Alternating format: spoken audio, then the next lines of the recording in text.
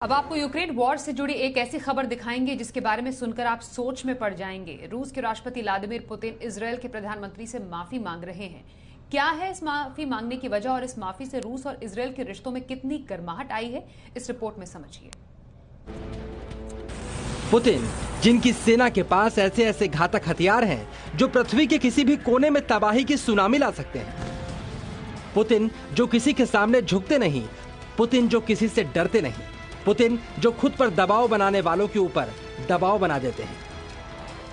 उन्हीं पुतिन ने इजरायल के प्रधानमंत्री से माफी मांगी है। सुनकर आपको हैरानी हो सकती है, लेकिन यह सच्चाई है।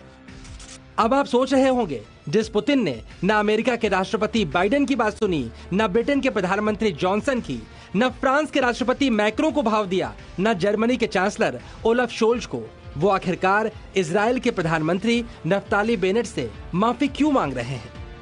चलिए हम आपको इसका जवाब देते हैं। पुतिन को इजरायल के प्रधानमंत्री से माफी मांगनी पड़ी अपने विदेश मंत्री सर्गेई लावरोव के एक बयान की वजह से, जिसमें उन्होंने हिटलर में यहूदी खून होने की बात कहकर सारी दुनिया की नाराजगी मोल ले ली थी। जर्मनी का क्रूर तानाशाह हिटलर, जिसके ऊपर 60 लाख से ज्यादा यहूदियों को मरवाने का आरोप लगा, उसमें यहूदी खून होने की बात कहकर लावरोव ने निशाना तो यूक्रेन के राष्ट्रपति वोलोदिमीर ज़ेलेंस्की पर साधने की कोशिश की थी, लेकिन बयान की टीस लग गई इजरायल को। इजरायल ने विरोध दर्ज करवाया, माफी की मांग की। दुनिया भर से दुश्मनी कर चुके पुतिन इस स्थिति में इजरायल से अपने रिश्ते खराब नहीं करना चाहते थे। ऐसे में जब इजरायल के प्रधानमंत्री ने पुतिन को मरियोपोल से नागरिकों की सुरक्षित निकासी के लिए फोन किया, तो पहले पुतिन ने इसके लिए अपनी सहमति दी।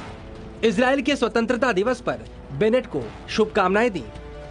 इसके बाद अपने विदेश मंत्री लावरोव के बयान को पुतिन ने ठीक नहीं माना। पुतिन ने लावरोव के बयान पर खेद जाहिर किया।